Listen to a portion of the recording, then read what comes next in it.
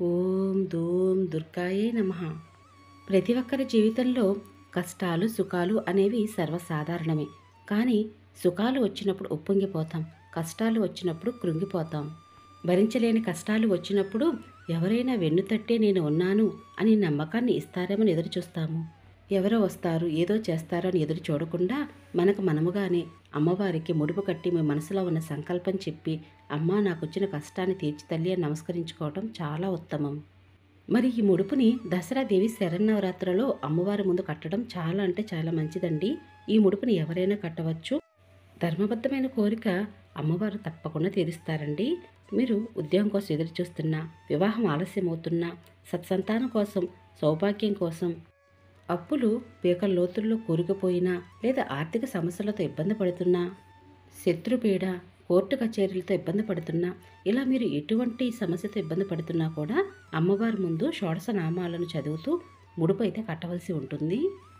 మరి ఆ షోడశ నామాలు ఏమిటి, అలాగే అమ్మవారి ముందు ముడుపు ఎలా కట్టాలి, ముడుపు కట్టిన తర్వాత ఆ ముడుపు ఏం చేయాలి అనే విషయాలన్నిటి గురించి కూడా పూర్తి వివరంగా మీకు ప్రతి ఒక్క విషయాన్ని కూడా చాలా డీటెయిల్గా వీడియోలో చెప్పడం జరుగుతుందండి.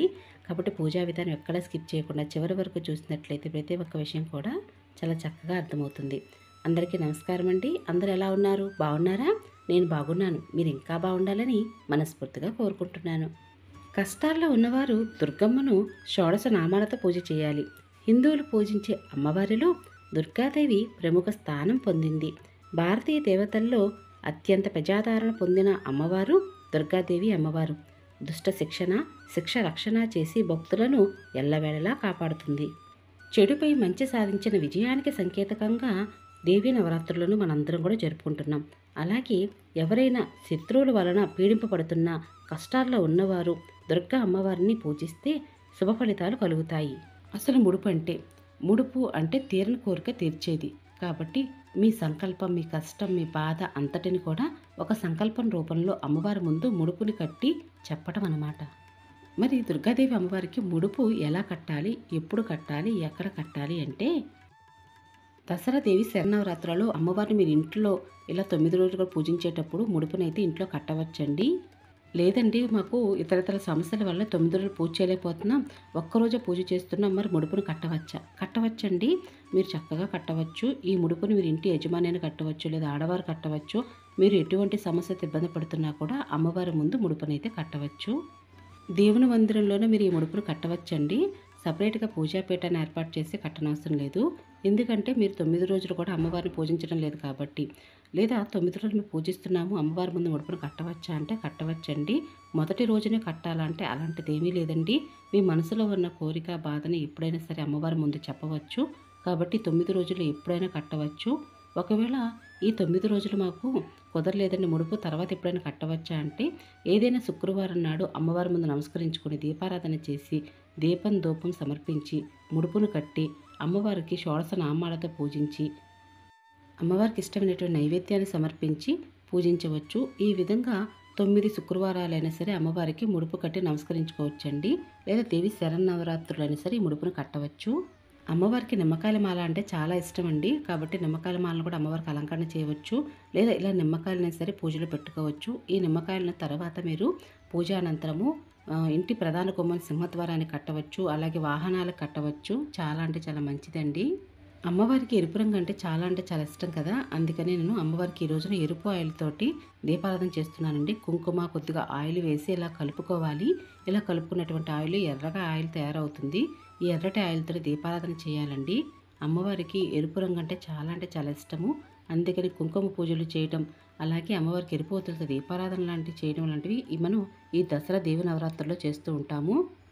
ఇలా దేవీ నవరాత్రిలోనే కాకుండా మీరు సపరేట్గా అమ్మవారికి ఏదైనా ఒక శుక్రవారం నాడు ముడుపు కట్టినప్పుడు కూడా ఇలా ఎరుపు ఆయిల్తో దీపారాధన చేయవచ్చండి. ఎర్రటి ఒత్తిడితో దీపారాధన చేయండి. అమ్మవారికి చాలా అంటే చాలా ఇష్టపడతారు. అలాగే ఎర్రటి పువ్వులు అంటే మందారాలు కానీ, గులాబీలు కానీ ఇవేమన్నా సరే పూజలో పెట్టవచ్చు. ఉపవాసం ఉండాలా అంటే ఉపవాసం ఉండి అమ్మవారికి పూజ అయ్యేంత వరకు కూడా దీపారాధన చేసి దీపదూప నైవేద్యాలు సమర్పించి ముడుపు కట్టిన తర్వాత తినవచ్చండి. అలాగే ఈరోజు నాన్ వెజ్ అది తినకూడదు. దేవీ నవరాత్రులలో మీరు ముడుపు కట్టినట్లయితే 9 రోజులు కూడా అమ్మవారి పూజ దగ్గర ఈ ముడుపునైతే ఉంచండి. అమ్మవారి దగ్గరే ఉంచి పూజలు అవి చేయండి. ముందుగా వినాయకుడిని పూజించి ఆ తర్వాత దుర్గా అష్టోత్తరము చదివి ఆ తర్వాత అమ్మవారి ముందు షోడశ నామాలతో ముడుపునైతే కట్టవలసి ఉంటుందండి. మరి ముడుపు కట్టేటప్పుడు ఏమేమి కావాలి అనే విషయం ఇప్పుడు తెలుసుకుందాము మరి. ముడుపు కట్టడానికి ఒక ఎర్రటి క్లాత్ అయితే కావాలండి. ఇది జాకెట్ పీస్ అయినా సరిపోతుంది. ఇంకా 16 కాయిన్స్ అయితే కావాలండి. 1 రూపీ కాయిన్స్ అయినా 2 రూపీ కాయిన్స్ అయినా సరే 16 కాయిన్స్ కావాలి. అయితే 16 ఎందుకు కావాలి అంటే షోడశ అంటే 16 అనే సంఖ్య. అమ్మవారికి షోడశ నామాలతో పూజ చేస్తున్నాం కదా, అందుకే 16 కాయిన్స్ అయితే కావాలండి. మనం అమ్మవారిని ఎప్పుడూ కూడా 16 ఉపచారాలతో పూజలవి చేస్తూ ఉంటాం. అందుకని 16 అనే సంఖ్య చాలా అంటే చాలా మంచిది. అందుకని షోడశ నామాలతో అమ్మవారిని పూజించాలి.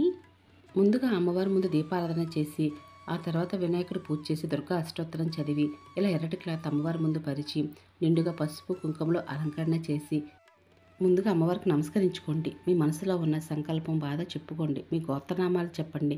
ఆ తర్వాత అమ్మవారి ముందు నమస్కరించుకున్న తర్వాత ఇప్పుడు షోడశ నామాలు చదువుతూ అమ్మవారి ముందు ముడుపునైతే కట్టండి. ఓం శ్రీ దుర్గాయే నమః, ఓం శ్రీ నారాయణి దేవ్యై నమః, ఓం శ్రీ ఈశాన దేవ్యై నమః, ఓం శ్రీ విష్ణుమాయ దేవ్యై నమః, ఓం శ్రీ శివదేవ్యై నమః, ఓం శ్రీ సతీదేవ్యై నమః, ఓం శ్రీ నిత్యాదేవ్యై నమః, ఓం శ్రీ సత్యాదేవ్యై నమః, ఓం శ్రీ భవతీదేవ్యై నమః, ఓం శ్రీ శర్వాణీ దేవ్యై నమః, ఓం శ్రీ సర్వమంగళదేవ్యై నమః, ఓం శ్రీ అంబికాదేవ్యై నమః, ఓం శ్రీ వైష్ణవీ దేవ్యై నమః, ఓం శ్రీ గౌరీ దేవ్యై నమః, ఓం శ్రీ పార్వతీ దేవ్యై నమః, ఓం శ్రీ సనాతనీ దేవ్యై నమః అంటూ అమ్మవారి ముందు ఇలా ఒక్కొక్క కాయిన్ పెడుతూ కూడా షోడశ నామాలు అనేవి చదవాలండి.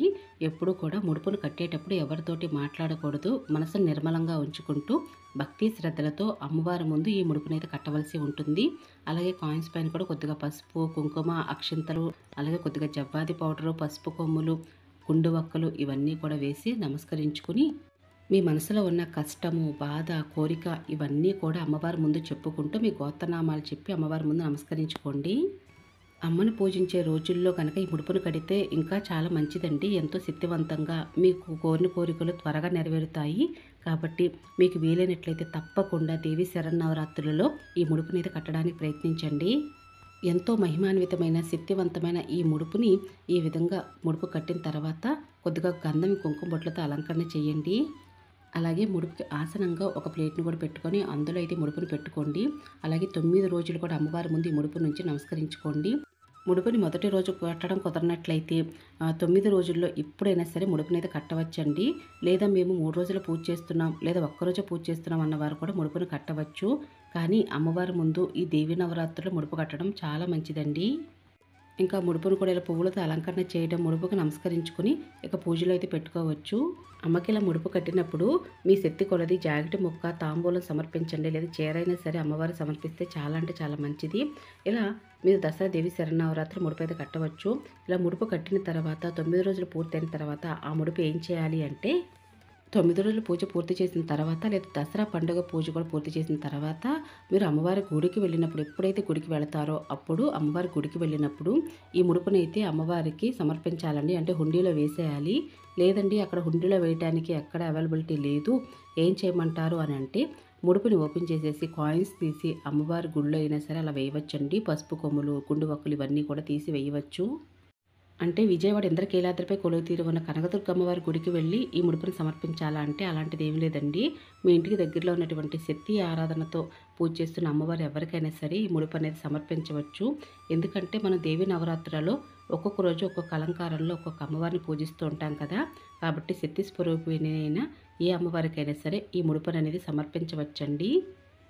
ఒకవేళ దేవి నవరాత్రుల్లో మీకు కుదరలేదు ముడుపును కట్టడం, మిగతా రోజుల్లో అంటే ఏదైనా ఒక శుక్రవారం నాడు ముడుపు కట్టినప్పుడు మరి ఆ ముడుపుని ఏం చేయాలి అంటే 9 వారాల పూజ పూర్తయిన తర్వాత ఆఖరి వారం అమ్మవారికి నమస్కరించుకొని చీరా జాకెట్ ఏదైనా సరే ఇచ్చి ఎవరికైనా ఒక మనిషికి తాంబూలం అంటే మొత్తం తాంబూలం ఇవ్వటం లేదా ఎవరికైనా ఒక స్వయంపాక దానం ఇవ్వడం లాంటివి చేసి నమస్కరించుకున్న తర్వాత ఆ ముడుపును అనేది 10వ వారం నాడు మీరు గుడికి వెళ్ళి అమ్మవారికి సమర్పించవచ్చండి. లేదా హుండీలో వేయవచ్చు. అమ్మ అంతా నీవే దిక్కు అని నమస్కరించుకొని అమ్మవారికి దీపదూప నైవేద్యాలు సమర్పించి పూజ చేసుకోండి.